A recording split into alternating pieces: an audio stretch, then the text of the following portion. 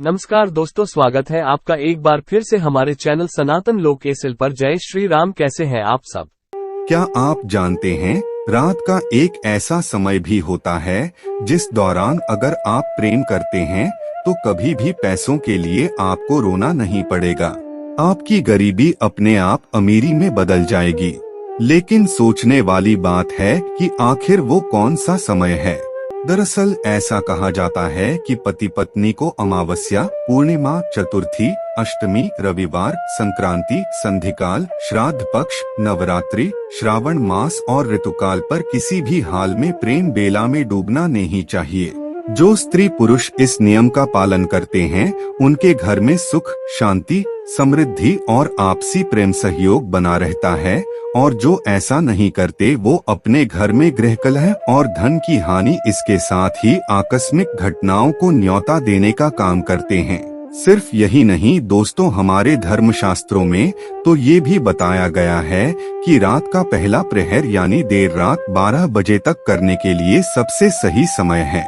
इस प्रहर में प्रेम बेला के फल के तौर पर धार्मिक, माता पिता से प्रेम रखने वाली, धर्म का कार्य करने वाली और आज्ञाकारी संतान की प्राप्ति होती है। महादेव की दया से ऐसी संतानों की आयु लंबी और भाग्य प्रबल होता है।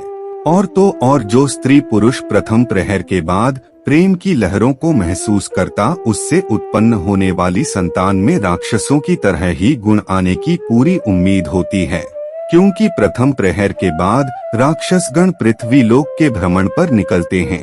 इसके अलावा पहले प्रहर के बाद नजदीकियां इसलिए भी अशुभकारी है क्योंकि ऐसा करने से शरीर को कई रोग भी घेर लेते हैं। वहीं दोस्तों, महर्षि वाघ भट्ट अष्टांगहृदयम के 7वें अध्याय में बताया गया है कि बसंत और सर्दी के मौसम में 3-3 दिन के अंतराल पर प्रेम की बेला में डूबना चाहिए। वो भी केवल उन्हीं लोगों को जो स्वस्थ हैं। अस्वस्थ लोग इन कार्यों से जितना हो सके उतना दूर रहें। इसके साथ ही आपको किसी ताकतवर धातु का भी सेवन करते रहना चाहिए, जैसे अश्वगंधा और च्यवनप्राश।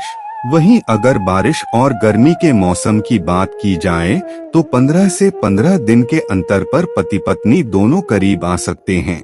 कहा तो यह भी जाता है कि हर समय प्रेम के सागर में डुबकी लगाने के बारे में सोचना और ऐसा करना आपके स्वास्थ्य के लिए ठीक नहीं होता है।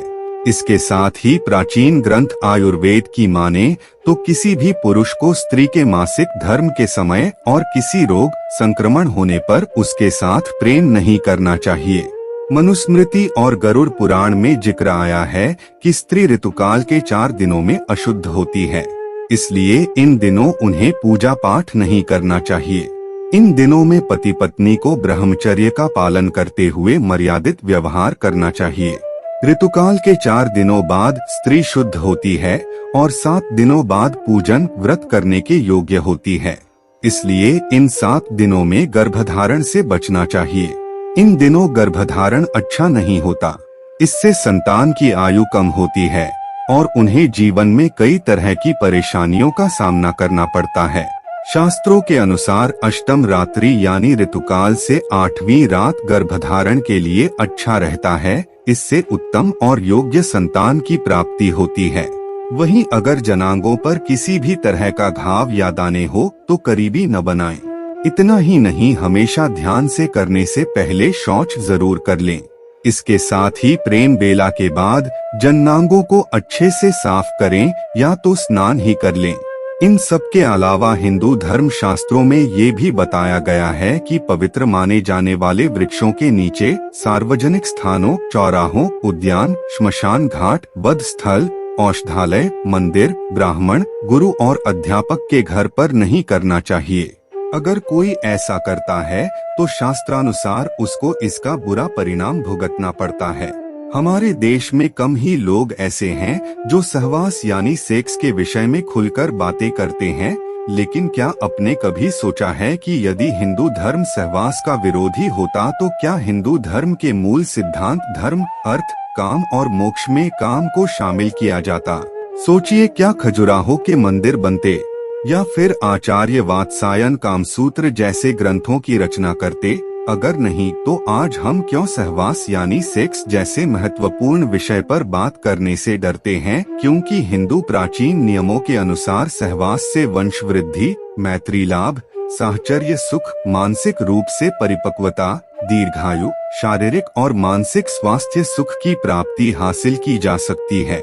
आज की युवा पीढ़ी सिर्फ आनंद के लिए एक दूसरे से संबंध स्थापित करते हैं, जबकि वो ये नहीं जानते कि पति और पत्नी के बीच सहवास रिश्तों को मजबूत बनाए रखने का एक आधार होता है, बशर्ते कि उसमें प्रेम हो, कामवासना नहीं। इसलिए ये जरूरी हो जाता है कि आज की युवा पीढ़ी को सहवास के प्राचीन नियमों के बारे में जानना चाहिए, ताकि उनके रिश्ते आपस में अधिक मजबूत हो सके और उन्हें एक संस्कारवान संतान की प्राप्ति हो सके। तो मित्रों, आइए मिलकर जानते हैं कि हिंदू धर्म शास्त्रों में सहवास के वे कौन से नियम हैं जिन्हें जानकर लाभ उठाया जा सकता है और दाम्पत्य सुख को और अधिक बढ़ाया जा सकता है। सिर्फ यही नहीं दोस्तों, हमारे शास्त्रों में तो ये भी बताया गया है कि किसी भी पुरुष को अपनी पत्नी के साथ गर्भावस्था के दौरान प्रेम नहीं करना चाहिए। गर्भकाल में ऐसा करना बहुत गलत माना गया है। अगर भूल कर भी ऐसा किया तो आने वाली संतान का अपंग और रोगी पैदा होने का खतरा बना रहता है। हालांकि कुछ शास्त्रों के अनुसार 2 या 3 महीने तक प्रेम बनाए जाने के बारे में मिलता है, लेकिन गर्भ ठहरने के बाद ऐसा ना ही किया जाए तो ही सही रहता है। लेकिन दोस्तों, आपको बता दें, किसी भी स्त्री या फिर पुरुष को भूलकर भी काम में डूबना नहीं चाहिए। हमारे शास्त्रों में लिखा है, काम के बराबर दुष्कर कोई रोग नहीं, मोह की तरह कोई शत्रु नहीं, क्रोध के समान अग्नि नहीं और ज्ञान से बड़ी इस संसार में सुख देने वाली कोई वस्तु नहीं है। वहीं आचार्य चाणक्य कहते हैं कि काम से घिरा रहने वाला इंसान विचार और लक्ष्यहीन हो जाता है, जिसके दिमाग में ज्ञान की बजाय सिर्फ वासना का वास रहता है, और ऐसे मनुष्य से बुद्धिहीन इस संसार में दूसरा कोई नहीं है। इसलिए आपने देखा होगा, जो भी काम में लिप्त लोग होते हैं वो ज्यादा सफल नहीं होते, उन्हें समाज में इज्जत नहीं मिलती और ना ही भगवान उनकी मदद करते हैं। किसी भी चीज की अति आपको बर्बादी के रास्ते पर ही ले जाती है। कई ऐसे आदमी और औरतों की कहानियां आपको सुनने को मिल जाएंगी जो अपने साथी को प्रेम बनाने के लिए मजबूर करते हैं। इच्छा न होने के बावजूद कई पुरुष महिलाओं को प्रताड़ित करते हैं। इससे मानसिक तनाव बढ़ता है, पारिवारिक रिश्ते बिखरते हैं और फिर समाज में बदनामी होती है। इसके अलावा मरने के बाद आपकी आत्मा को नरक में यातनाएं सहनी पड़ती हैं। तो दर्शकों, उम्मीद करता हूं कि आपको हमारी ये वीडियो पसंद आई होगी, और पसंद आई हो तो ज्यादा से ज्यादा लाइक और शेयर करें। साथ ही ऐसे ही और धार्मिक कथाओं के लिए सनातन लोक SL अभी सब्सक्राइब कर लें। आज के लिए इतना ही। आपका बहुत बहुत धन्यवाद।